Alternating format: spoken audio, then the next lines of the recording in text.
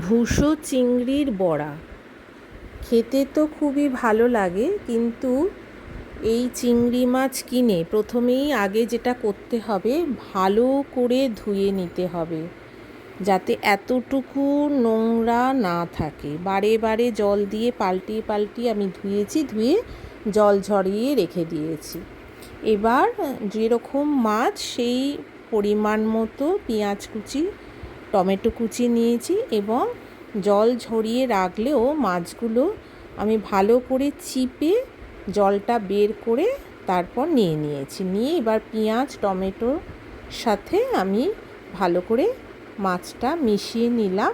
নিয়ে তারপর তাতে দিলাম নুন আর পরিমাণ মতো বেসন না দিলে গ্রিপিং হবে না। আমি আর কোনো জল দেব না, জল দিয়ে মাখবো না। ওই চিংড়ি মাছের গায়ে যে জলটা আছে সেটাতেই আমি বেসনটা দিয়ে বাইন্ডিং করব। এবারে দিলাম কাঁচা লঙ্কা কুচি আর ধনেপাতা কুচি। আমার ব্যাটার পুরো রেডি হয়ে গেছে।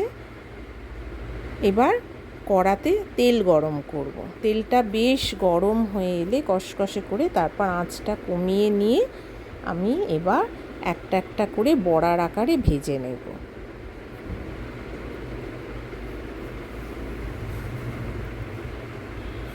একদম কম তেলে ভাজবো। তেলটা আগে যেহেতু বেশ ভালো করে গরম করে নিয়েছি, তাই কোনো অসুবিধা হবে না। আস্তে আস্তে ভাজবো, তাহলে ভেতরটা কাঁচা থাকবে না এবং খেতে খুব ক্রিস্পি হবে। আর জোরে করে দিলে কি হবে, তাড়াতাড়ি হয়ে যাবে কিন্তু পুড়ে যাবে এবং সেই স্বাদটা ভালো হবে না। যে কোনো রান্নাই একটু কম আঁচে করলে তার স্বাদটা বেশ ভালো আসে। এইভাবে প্রত্যেকটা উল্টিয়ে পাল্টিয়ে দিয়ে দু পিঠই যাতে ভালোভাবে ভাজা হয় সেইটা দেখে নেব।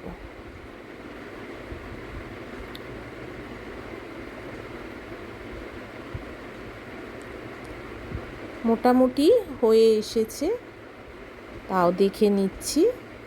বেশ লালচে লালচে হয়েছে, দেখেই লোভ আসছে খাওয়ার জন্য।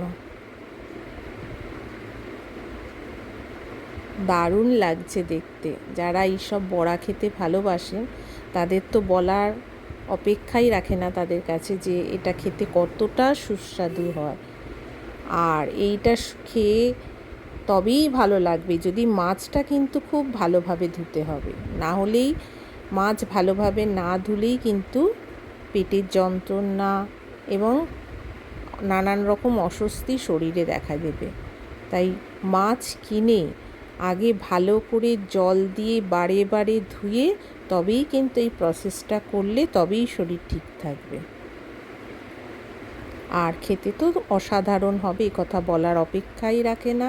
সমস্ত উপকরণই দেয়া হয়েছে। কেমন লাগলো আপনাদের জানাবেন।